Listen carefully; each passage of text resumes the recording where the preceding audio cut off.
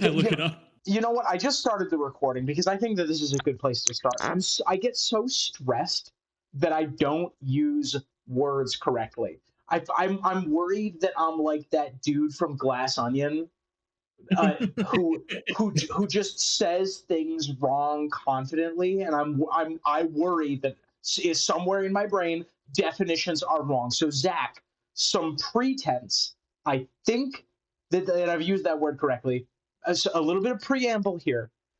You and I discussed some of the outlines of this theory a long time ago in a video. This is not like the same. This is not. We didn't do a video on this theory, but we have discussed it in its vaguest terms. If you figure it out really fast, don't like hit the gas. Like help me guide us toward it. Don't just send us. I'm good with that. Okay. Michael's here also, by the way. Hello. Hello. Michael, you want me to read the definition of pretense or not? I do. Please do. An attempt to make something that is not the case appear true, or a claim, especially a false or ambitious one. Okay, so it has nothing to do with before. Shit.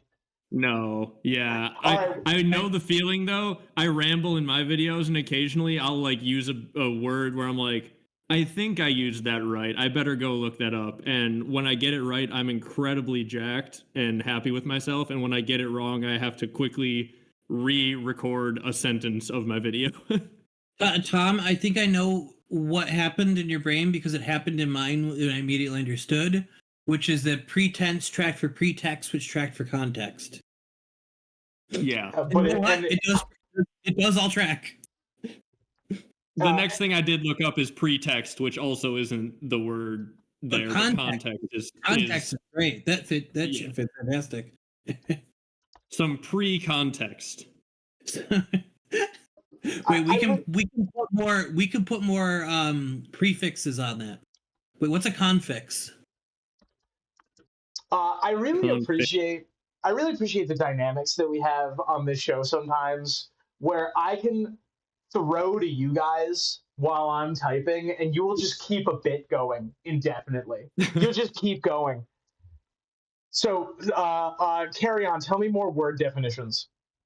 So, confix is a linguistic term for a type of affix. A brand of cable management. All this from the AI overview on google.com. I mean, I feel like it's always safe to add the prefix semi in front of it, so you could have semi-pre-context. I don't think it's contextual. I don't think it's safe to add the pretext. Damn it. Hello, everyone. Welcome to the recording. I have a theory for you guys that I think is very good. So good, I've been thinking of making a quote-unquote real quote-unquote video about it. And this is me like fielding this theory to you guys to see if it's worth like developing into an edited video. The first of its kind on this channel, though I do have one edited video on the Random Internet Guy channel. That's true. I have a couple on the at least one on the Mirror Reads channel.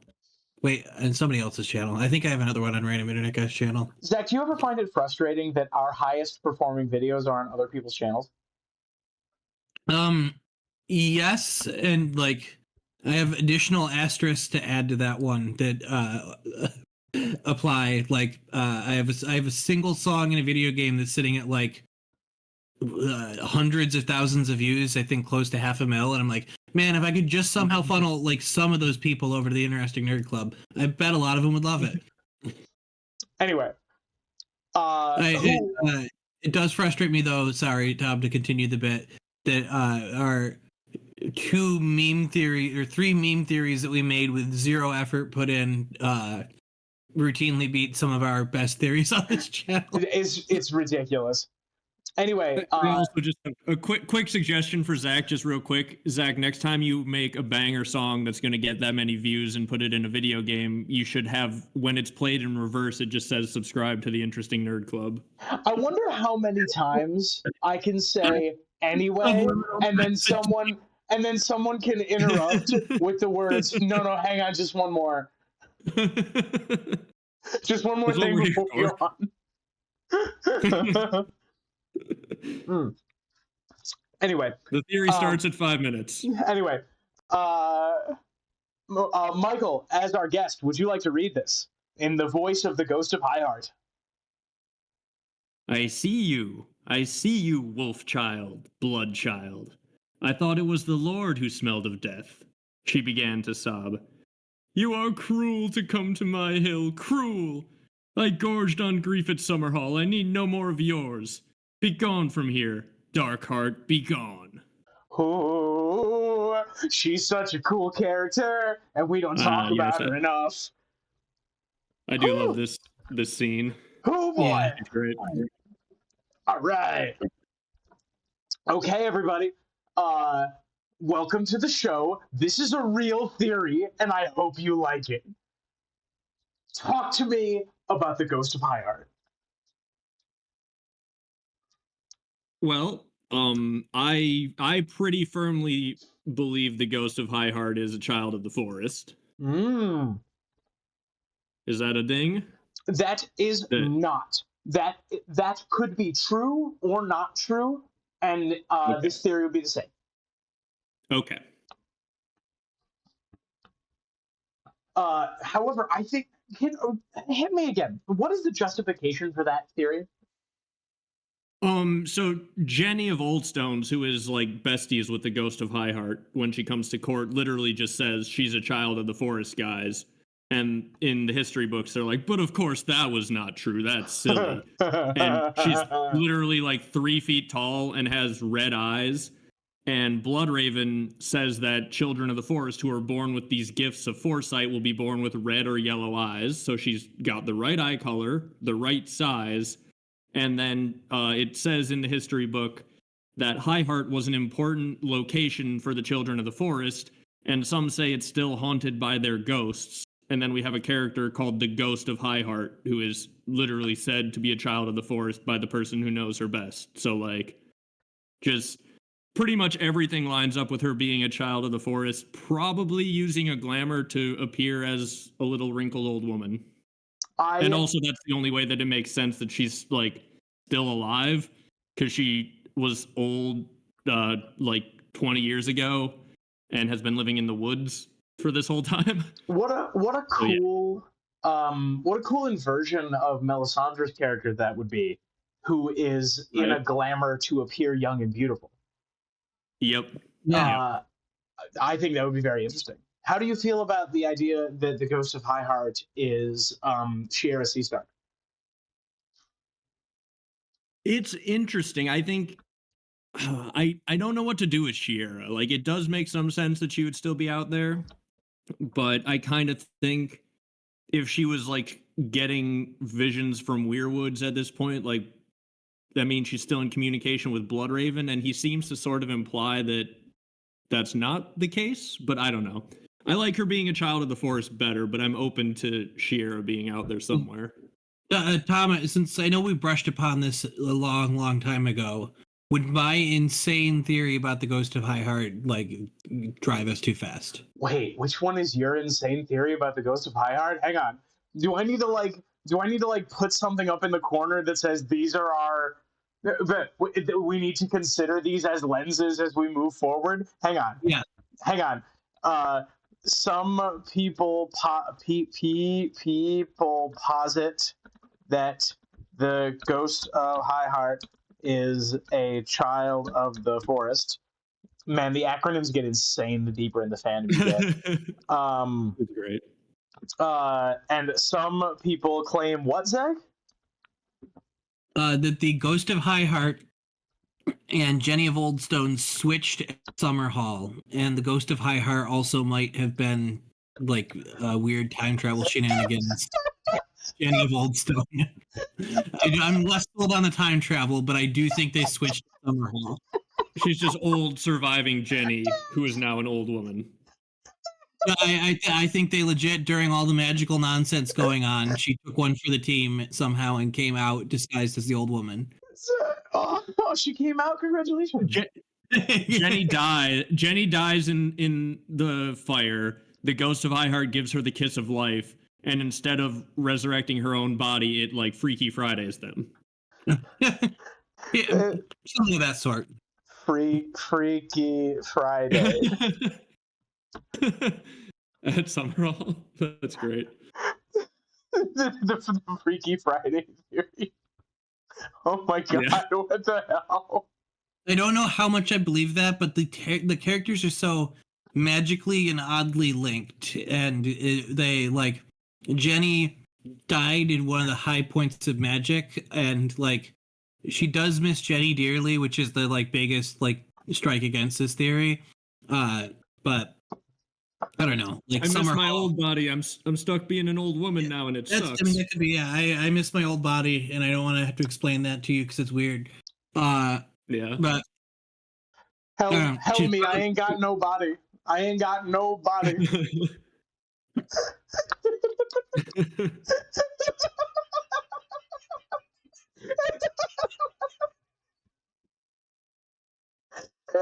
It took the entire football bit, but I finally found it funny. Oh, I love doing this. Okay. No, that is not relevant to any of the things that I'm trying to say, but we may use that as a lens through which to view the Ghost of Iheart, I guess. Okay. If we really feel like we have to. I've as time goes on, I do not believe that theory much, but it was my theory back in the day. I think the Children of the Forest is way more likely. It's just, like, some weird magic shit had to happen at Summerhall. Like, you can't say they tried magic and then they accidentally started a fire and no weird magic shit happened during the magic ceremony. Oh, hey. I'm gonna write like I have something different, but some weird magic shit had to happen at Summerhall. All right. I don't think. Otherwise, like, why? And also, why the cloak of mystery? If it was just we tried magic and accidentally started a fire, because like some people try cooking turkeys and accidentally start a fire, and we don't feel the need to shroud that in mystery when you write a story about it. we haven't been to the same Thanksgivings. But if the turkey levitated out of the pot and named the true name of God, I understand why the author might not want to reveal that. Look, also, if that person used their family as the cooking fuel for the turkey, they might want to keep that a secret too. You never know. The other thing, Zach, this goes back to something I was saying very recently, that we should all stop using the word based and start using the word basted. You did say that.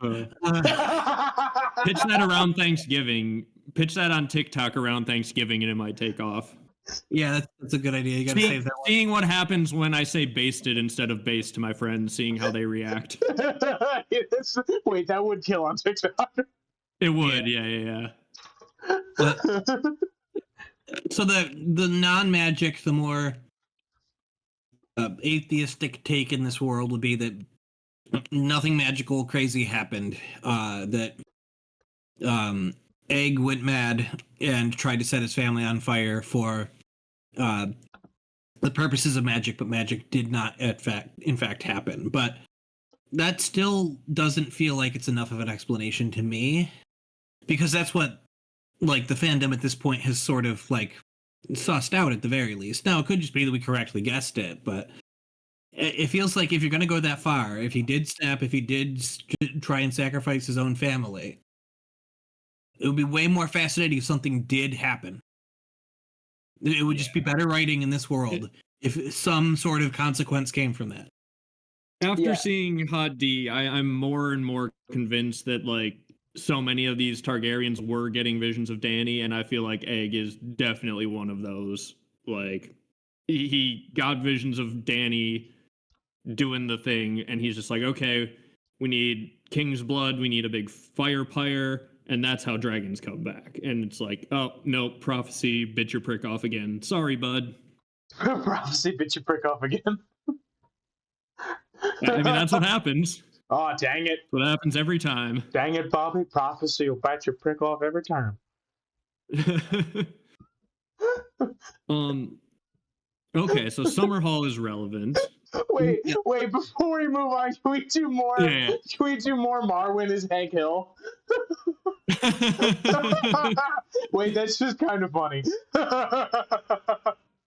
Dang it, well, Sam. Bobby, the Maesters, see, they don't believe in magic, but much like a freshly mowed grass, magic is one of my favorite things in this life. Dragons and dragon accessories.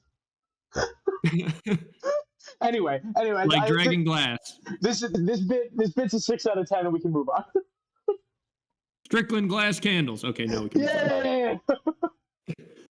Oh, here's something that's weird here. We have no confirmation that Jenny of Oldstones died at Summerhall.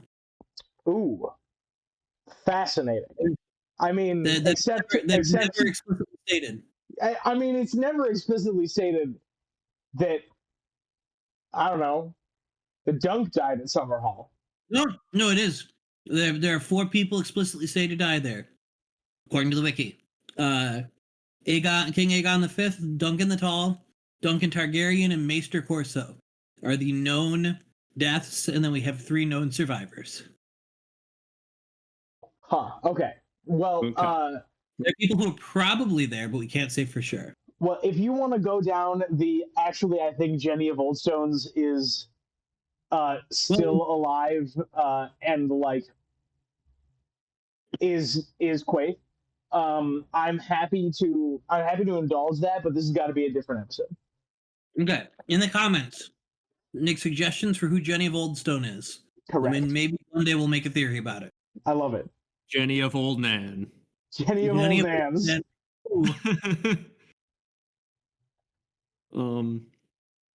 Just knew that she'd been Nan as long as oldie one could remember. Is it relevant that the Ghost of Highheart really seems to hate Arya in this moment? Absolutely, it certainly is.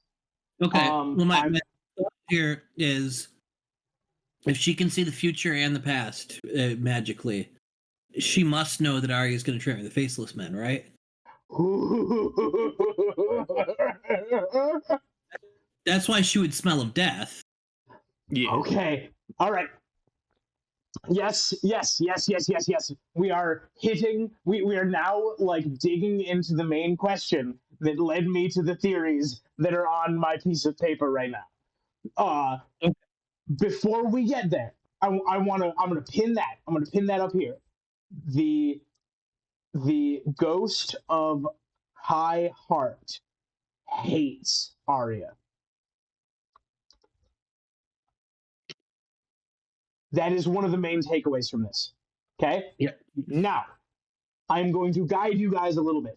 Tell me a theory. I'm sorry, a prophecy from the Ghost of High Heart.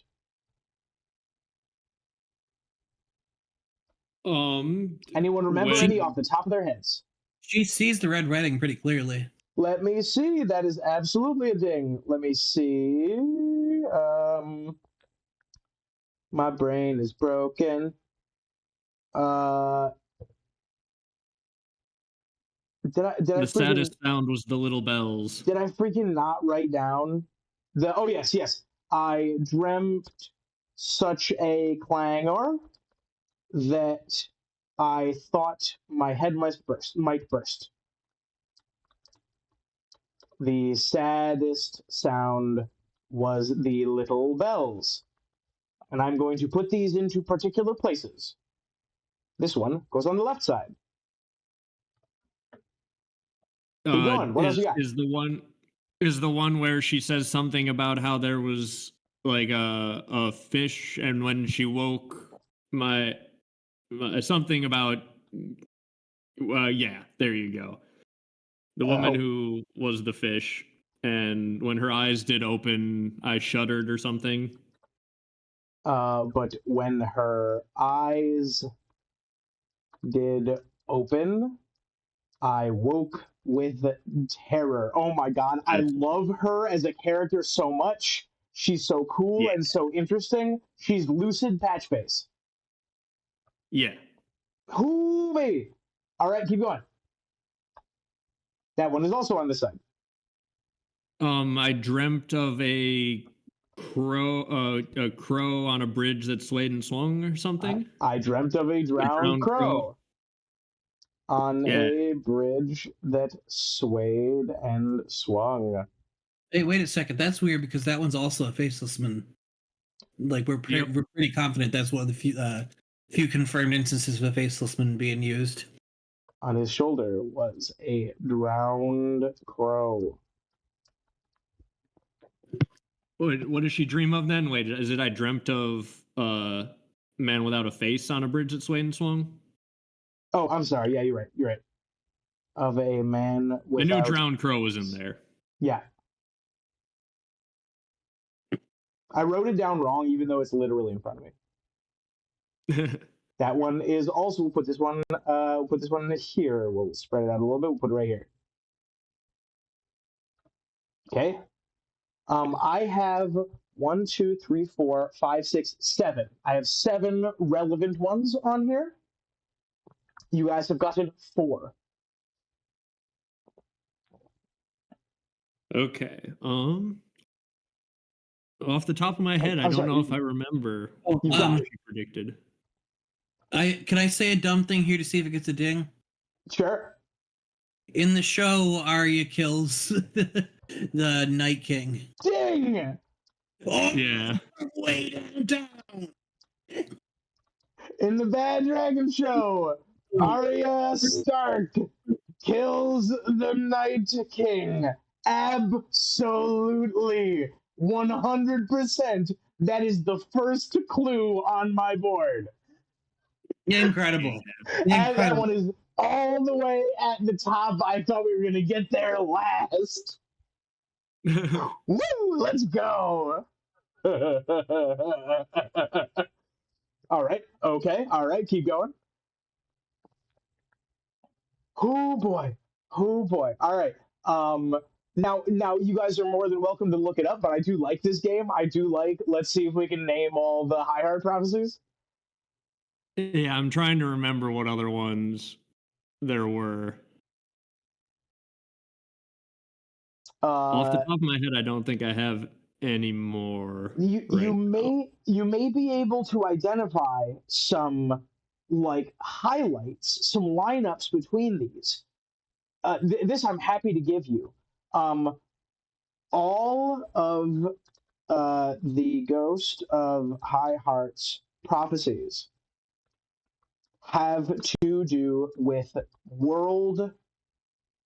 with kingdom altering events, or at the least. Okay. Does she have one about the shadow babies killing Renly? Yes, she does. I dreamt of a shadow with a burning heart. That's it. Butchering a golden stag. Very nice. That one is also on this side. Let's see. I believe there's one more on this side and 2 on this side.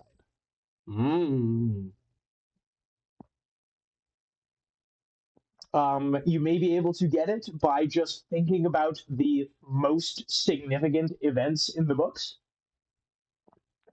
She doesn't have one about in the Purple Wedding also? Correct. Ding. Yeah, okay.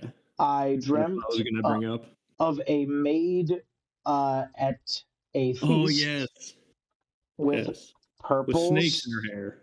Serpents in her hair. And Zach, we discussed the Ghost of High Heart prophecies on a previous video, and something you remark when we read this one is, oh my god, any other purple wedding theory is so stupid. Yeah. Yeah, this is the one that really does confirm Yeah, hairnet was used. if it's anything else, that's so dumb. Yeah.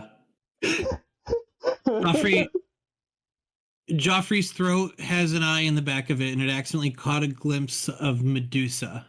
Yeah. Turning to stone and choking him to death. Oh man. Every other purple wedding theory is dumb other than the rabies one. Well, yeah, obviously that was true. Agreed. The serpents had rabies. I have two more. These ones are tough to she get. doesn't have a Ned Stark getting his head chopped off one, does she? That happened too early, right? She doesn't. In fact, that is the dividing line between these two. These are the ones that have already happened. Boop, yeah, boop. okay. Boop, oh, boop, okay, yeah. Oh, is she the one who has the beast of fire bursting from a tower or something like that? The shadow fire? Or is that Melisandre? Yeah, I think that's Melisandre. So these last ones are a little tough and a little esoteric, so I might just give them to you, unless you guys want to take one more swing. Off the top of my head, I probably won't get them. I don't know about you, Zach. I don't know. No problem. The last two are: I dreamt of a wolf howling in the rain, but no one heard his grief.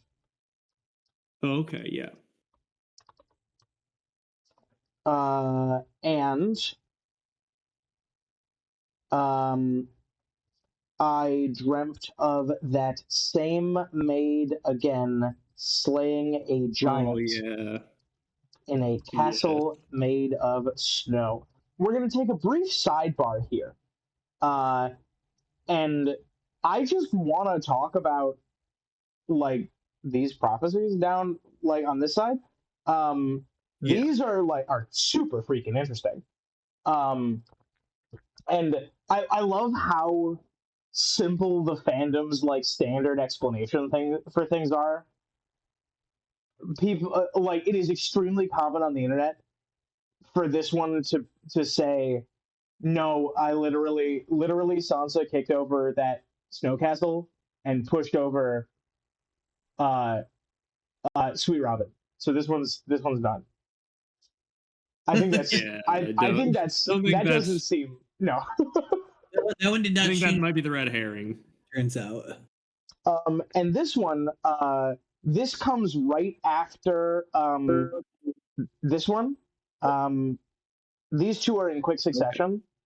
So it is a little bit up for interpretation if this is a different prophecy or if this is related to the Red Wedding one. That could definitely be Rob dying again in Greywind, out in the rain, like outside of the wedding, maybe. I dispute that. I think because it says no one heard his grief. Lots of people heard his grief. I suppose it would be like just no one realized that Rob was in there and his family around him was all dead, and then he was, like literally, like a bunch of Freys and Arya heard his grief, and metaphorically, we know that both Ghost and Bran are aware of his death, are aware of Greywind's death. I don't know. And also, like from a text analysis point, every other time these things start with "I dreamt," it is a new prophecy. Right. So this seems to me like a new prophecy. Yeah, I would agree with that. Probably. So I think this is a video on its own that we, the fandom, have no idea what this is. Yeah. It's tough to say, like, because in the future you would suspect there would be not a ton of rain and mostly snow because it's going to be winter. So is it like all the way at the end? Yeah, like, or is there going to be one wolf survive? Yeah, that could be surviving wolf. Is this John the last Stark when he kills Daenerys, right as the snow is melting and a thunderstorm comes in. Is he like Right. howling? It He's could the be. only person alive on Dragonstone, and he like kneels on the ground and howls. Yeah, Uh, honestly, John at the end seems like a good bet. I assume Bran will still be alive, but Summer might not. and Bran might not like the word heard might be metaphorical. Bran might be Right. aware but not hear his. Well, that's what my thought was. Is like if you look at the Starks who are like still kicking at the end of Game of Thrones, besides like there's what Arya Sansa or the show that I should know. It's Arya Sansa, John Asterisk, and Bran, and like Bran should be a weird tree freak by the end, and that's probably what will actually happen in the books. And the show just wasn't committed to doing a weird ass Dune ending where he's some sort of like otherworldly spiritual liege to the throne or something, or like mind controlling the real king. Uh, but like if Arya continues with the Faceless Been training, like she could become equally just as alien as like Bran is to us by the end. That's entirely possible that she's not able to be like her real self anymore. And then like Sansa could also live under her assumed identity for the rest of her life too. I don't think she will, but like that could be Jon being the last wolf. Yeah. And Yeah. also literally like the others could die. Like it could be that only one of the like dogs makes it to the end. Dog. The one thing that I do feel like would be the simplest and possibly most boring explanation for this that might be true though is this could be Rickon once he split off from Bran because he was very very sad and crying a lot like Yeah, in his last chapters. like I don't think that's boring. I think that is like heartbreaking because imagine that It scene with is. Davos. It's Right? just like that it already happened then sort of like it's just Rickon on his journey to Skagos or on Skagos. Yes, But yeah. and we could get that from like Davos's perspective. He walks into Skagos and he happens to walk into Skagos while Bran is like burying Asha or Shaggy Dog. Um, that's a hell of a scene. Oh my god. Or where Shaggy Dog has slaughtered all the Skagosi that tried to get near Rickon, so he's just living by himself. Yeah, he's literally the last person on Skagos. Yeah, yeah, He's out there eating the Skagosi. yeah. Dude, that's awesome. Well, I've heard theories that like Rickon, because he's still really, really young, will become wild. Like by the time they see him, he will not have forgotten who he is, but he will be like so adapted to the way they live on Skagos that he will be like not interested in returning to society. The society that was never quite nice to him and his family. Yeah, absolutely. Yeah. So yeah, that one's interesting. This one is interesting too. I don't think it is the case that we the audience have no idea. I think this one is much like there's only like a solid handful of possibilities for this one. Yep. Like the same maid again has to be Sansa. So Sansa slaying a giant in a castle made of snow. I like the idea that a castle made of snow is metaphorical, and it's like a house of cards. Uh, Sansa is able to bring down Littlefinger like in a trap that she has made, like a false like a castle of snow. Yeah, that'd be Some good. could be neat. But some people on the internet are like, "This is Gregor Clegane," and I think that's a little silly. But whatever. That I assume the reason they say that is because in Bran like 3 or whatever, he has that vision where he looks south and sees Gregor as the giant, who we assume is Gregor, standing over the Hound and Jaime, and he's the giant armored in stone. And when he opens his visor, it's nothing but thick black blood. Yeah. So that's probably why they assume that, but I don't see how Sansa is going to be doing that. And I assume the castle made of snow is either metaphorical or Winterfell. I agree. Right? Yep. The one that's made the most sense to me that I've heard suggested for this is Littlefinger as the giant, and Sansa outfoxes him when she gets back home to Winterfell, which is kind of what happened in the show. They just did it badly. I agree. Like if you literally described what happened in the show, you might get something close to this. But hopefully better. Okay, so the end sidebar. Thank you for coming with me on these. I think these are interesting. These are not what I want to talk about today. I just think that they're extremely cool and we don't talk about them enough. We could do full videos on each of these two fucking lines. There is something that links all of these things. There's a couple of things that link all of these things. Anybody want to start poking and prodding at what they are? All the ones on this side, all of the ones that have already happened. Many of them are the deaths of kings. Correct. Yes, they are all. I'm going to highlight this. They are all. I guess all of them. They are all like world shaking, right? These are all incredibly significant political events. Yeah. And in all cases, in most cases, they are also magical events. Yeah, the magic and the death of somebody important. Yep. But there's one other thing that links them, and I'm going to go ahead and I'm going to write this over here. The old laws are important in the North. What are the old laws?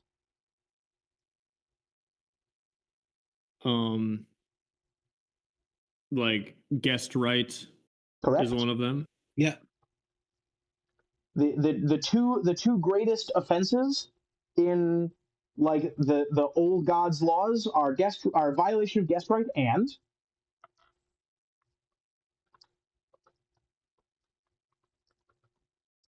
kinslaying. Correct. Oh yeah, and that is right there. Pretty much what all of those are, yeah. Yeah. Right? Those are the two biggest things. And I think it is very fair to say that every single one of these things is at least one of those. Is that fair? Yeah. Yeah. Yeah. Oh, and I guess if Sansa kills Littlefinger, she has been posing as his daughter, so that would kind of fit. Absolutely. I don't know. Oh yeah, go ahead. If the wolf howling in the rain is actually Jon at the end once he's killed Dany, that is also kinslaying. Yeah. Oh yeah, that's true. Right. That is all of these things. All of these things are they all both? Yes, they are all both violation of guest right and kinslaying. Because this is this is a death within a married family, right? The purple wedding is a death within a married family. The red wedding is a death within a married family. This is a brother kill. No, I guess Stannis isn't a violation of guest right, just kinslaying. Renly offered him a peach, Tom. That's Renly true. offered him a peach. That's true, and they did come to terms. No, right? but like Renly had offered food. He ruminates on the peach too. He thinks about the peach, and that's why he's damned. Oh, and you know what? That offering of bread and salt, they talk about it. Kat talks about it, that offering of bread and salt is valid for one night. She's like, they won't kill me for this night at least. That's what I was just gonna bring up is that line, yeah, because then that night Stannis does the deed. That might be a hint into who the Faceless Man is. That the Faceless Man it must needs be in Balon's household at that time. Yeah. He must the Faceless Man must be posing as someone Yeah. who was accepted into the house. I've never thought about that, but I wonder, yeah, if you could go back and look at like the chapter when Theon is there and see if like anyone is weirdly suspicious in the household. Well, and the bridge goes from like what you call it, from building to building. Like it's a bunch of rocks next to the sea. Like I don't think you could just like you can like scale the walls. Like you'd have to have walked up in a way that somebody would have noticed you. I think one of the problems is that's the way it's portrayed in the show, and it's like infected my brain. That Euron just like suddenly appears on the bridge, as though he like paraglided out of the sky. Right. When in actuality it must have been an infiltration mission. Where they worked their way, like it's like a I don't know, it's a Beauty and the Beast thing, right? Where someone came to the door and was like, "Hello, can I come in, please?" Yeah, they must have been living there for a while, or like replaced someone who was at the very least. I love it. Yeah. I love it. I think that's awesome. I had never thought of it that way, and that's very cool. So that is all of these things. Now, with all this in mind, let us return to the main core, the main core thing here in the middle. All of these things, every single one of them, is a world-shaking event that is also a crime against nature. Right? These are unholy acts, literally unholy acts that she dreams about. This also implies some things about Summerhall. I think kinslaying and violation of guest right could very accurately describe Summerhall. Fun fact. Yeah. Oh yeah, for sure. Both would. Yeah. Oh yeah. So let's talk about Arya. Arya. This line is insane to me. I thought it was the Lord who smelled of death. When I think about Arya, she has not had an easy go of it by any means. But like when I compare her journey so far to the other people in that room, I'm not going to say that it is easier, but she has killed some people in self-defense and some people out of a sense of like misled justice, but not more than like Lemon Cloak, right? The thing that I would say there is that if we're going for there's a Faceless Man connection here, or there's something connected to those like assassinations, to those things, like she's the only person there who's cut a deal with the devil. Like if you're viewing it from that perspective, she's the only person there who has made some sort of deal with the Faceless Men.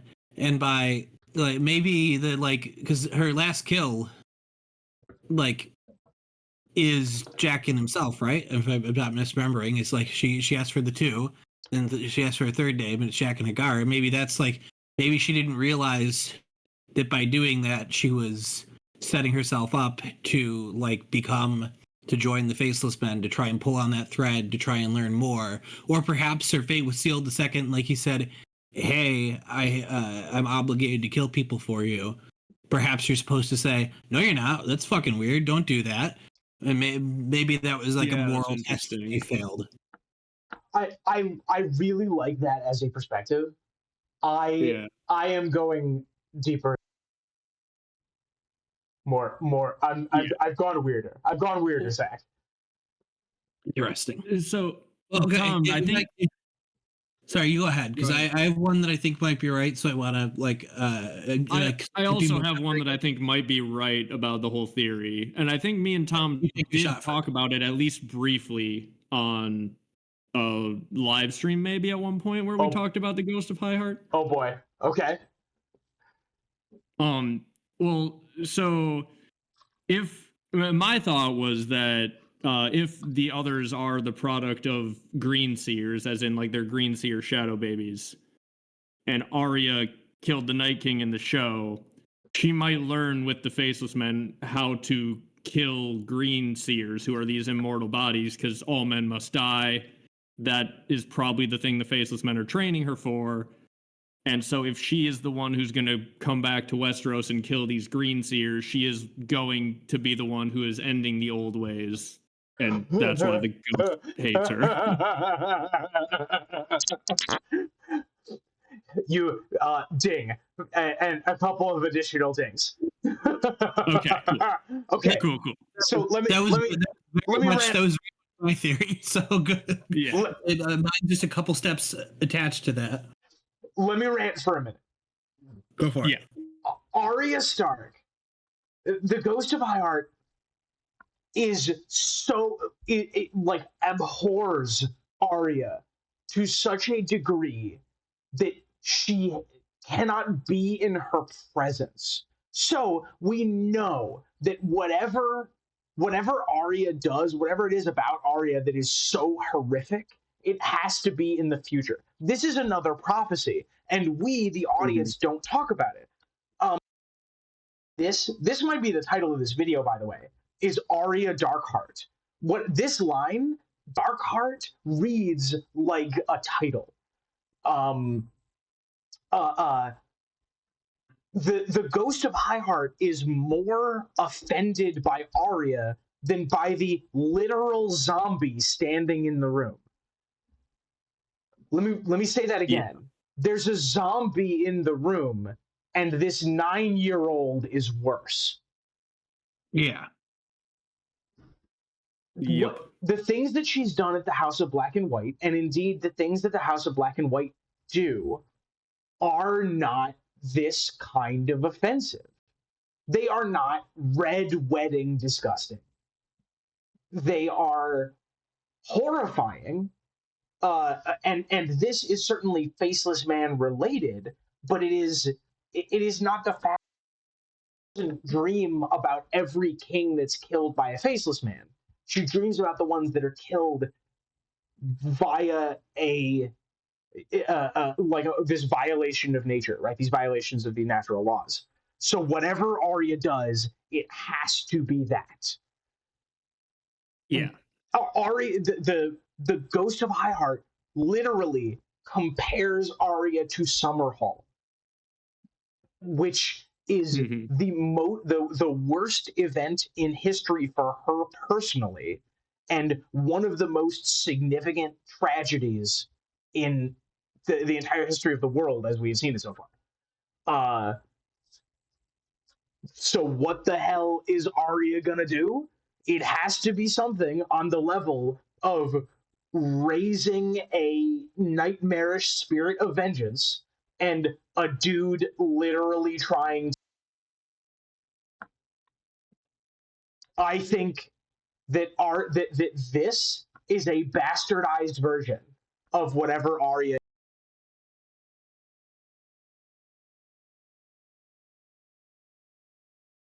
Yeah, you're cutting out a little bit for me. I don't know if Zach hears the same thing. Yeah. But yeah, like it definitely has to be a version of Arya. Like Arya is, I think, going to do that. I think that is what she's being trained for. There's all these immortal bodies that are down in the roots of the heart trees that are probably causing the problems, and at the very least enforcing the old ways and sending the Ghost of Highheart her visions. They're the center of her religion. And if Arya comes back knowing how to kill them and starts killing them, that's a bad thing from the ghost perspective. Yeah. Yeah. Well, then I think the ghost is the child of the forest. Like the magic aspect there. It could be like maybe the many-faced god, like the many-faced god believers believe that all gods are just manifestations of the many-faced god.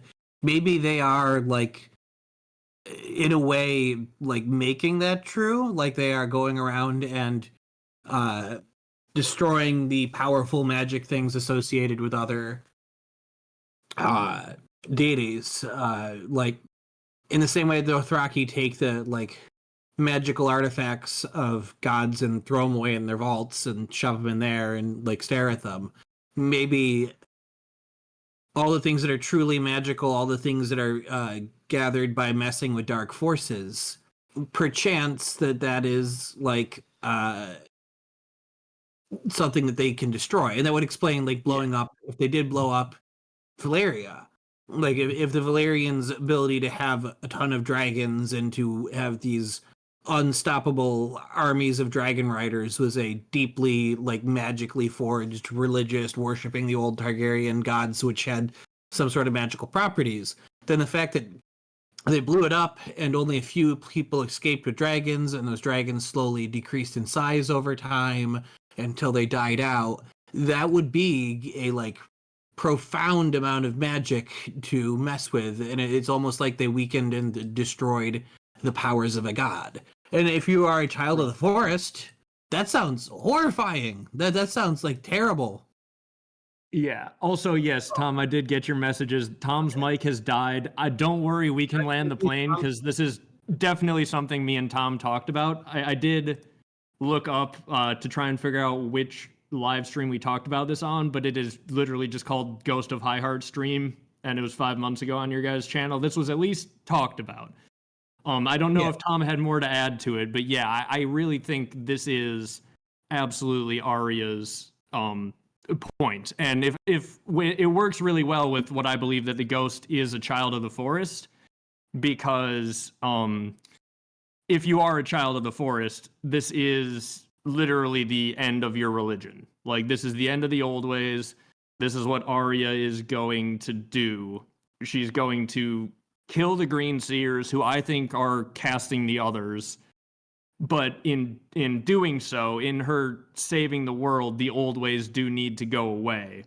This is also something that I've been meaning to make a video essay about, but it's been on the back burner for like 6 months. So it's good that I'm at least getting to talk about it here.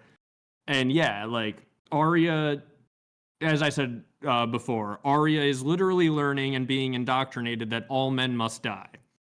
Yeah. The entire Old Ways religion is surrounding these Green Seers who are eternally alive down in the roots of these magical trees. And then basically the entire religion forces people to kill people to feed blood into these trees, presumably to keep the Green Seers fed with blood and keep them alive. And basically, yeah, Arya is going to come back and be killing these Green Seers, which is why she killed the Night King in the show. And yeah. Oh, Tom thinks Arya decides to side with the bad guys. I think Arya killing the Green Seers is going to be a good thing. Well, I think that'll get rid of the others. If we're doing a human heart in conflict with itself, like both of them losing a bit of their humanity, both of them getting caught up in this super powerful, super world, like otherworldly religion, both Bran and Arya, and then finding out they're diametrically opposed. They are both working on opposite ends of highly powerful magic war that's going on. And then, like, there could be another faction there. Like, there could be the like Bran is the ice, somebody else is the fire, and Arya is the thing that can destroy them both. And she like has to. The other thing I was going to bring up, which was kind of like even more tinfoily, is like all the like nuts, like kind of semi conspiracy, but I do believe it. Like the Night King in or the Night King in the show looks kind of like Bran a little bit. Question mark. Speculation from back in the day that ended up meaning nothing. That I think like there's some room for that in here, but like I think that there's a possibility either the story is supposed to be like a grand conflict between Bran and Arya at the end, or Arya will realize she has a role to play in snuffing out all the magical players of the world. and one of the biggest magical people she'll run into is her brother, who she thought was dead and is alive and also a tree. So here's how I see that going is I think Bran will eventually reject becoming an immortal. I think that is set up in the fact that when Mira and him and Jojen are talking about it, he's like, what if I don't want to be around when you're all gone? And it makes him super sad. I think that Bran is going to gain enough magical power, but essentially he is going to reject the old way of becoming this immortal green seer. He will rule for king as king for a time, but he'll eventually die. But he'll also recognize that, like, oh, the old ways as a whole are pretty darn evil. And I think there's a decent chance that he will essentially not become a green seer. Bloodraven is called the last green seer. So they might even know that this is happening, and Bloodraven's goal might be eventually for him to die, because like he might not want to be a husk strapped to a tree forever either. So if Arya comes back and is killing all these immortals, I think there is room for Bran to, essentially be like, yes, this is a good thing. Especially if those immortals are casting the others on some level, or certain people who are strapped to trees at some point created the others. So if they all have to go, Bran rejects becoming a green seer, then Arya and Bran are essentially fighting against their Stark heritage and like the old magic ways that kept the Starks in power for this entire time, and Bran is going to have to be something new and better for the world. And I think his doing that will involve him rejecting that immortality, Arya wiping out the magical center of the Starks' power for the long time. The one who I think might be put at conflict with the two of them over this is Jon, because I think when he comes back, he's going to be at the wall with Melisandre casting shadow babies, which might end up looking very other-like, if not just straight up being others. And also, Jon's like a very good fit for like a champion of fire if he's resurrected by Mel in like some fiery ceremony. I do like that Tom is drawing Arya killing the weirwood. Well, and Jon looks a lot like the picture on the wiki of the Night's King, like the book version. And there's the weird part in the leaked outline where Jon and Bran were going to be at conflict with one another. Yeah. I think they may have to like pull Jon back from the brink as he's using this like icy magic and basically becoming the new version of the Night's King. That's kind of the way I see it going. But like, yeah, I do think this is like a big central thing of like the old ways are a huge part of this. The old ways and these old bodies strapped to the trees have to go away. Arya is going to be like a giant part in that. And that's why the Ghost of Highheart hates her. Like, I think that is like definitely core to where the series is going for sure. Well, then we got like, this is interesting because we will have like good representations for all the major like known to be magical religions that we're gonna see. Because like Euron's like obviously the like perfect like drowned god and storm god, like all wrapped up in one sort of person. You would have Jon as potentially like R'hllor's champion. You would have Bran as a weirdo tree. You would have Arya as an avatar of the Faceless Men, and it's Ragnarok, baby. Yeah, that like old school mythology is a huge influence on George in general. So like it would be a literal like Ragnarok scenario. And then you could have somebody like Brienne or Jaime being the like the seven like champion of like Jaime has that weird weirwood dream when he sleeps on a cut down weirwood that like is very seven-y. I didn't even think about like Jaime being the champion of the seven would kind of make sense. Like someone almost has to be. Yeah, that's good. I also there's a line from Maester Luwin where he's talking to Bran early on, and he's saying how everything changes, even gods die, we think, is what he says, and that tracks really well foreshadowing wise. If like by the end the gods all die, the old gods die, which I think is definitely gonna happen.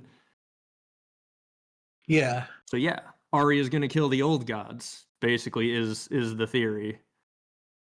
Tom, do you have anything that we really, really need to mention? Type now, or we will ramble for a little bit more, and I think we're getting close to the end.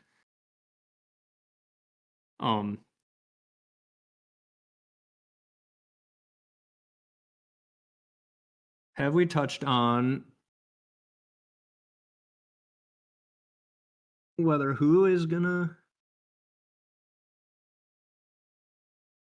It's too small for me to read. Zach, can you read what that says? Have we touched on whether Sugan is going to come back and then Tom's going to pop back in with his microphone working? Yep.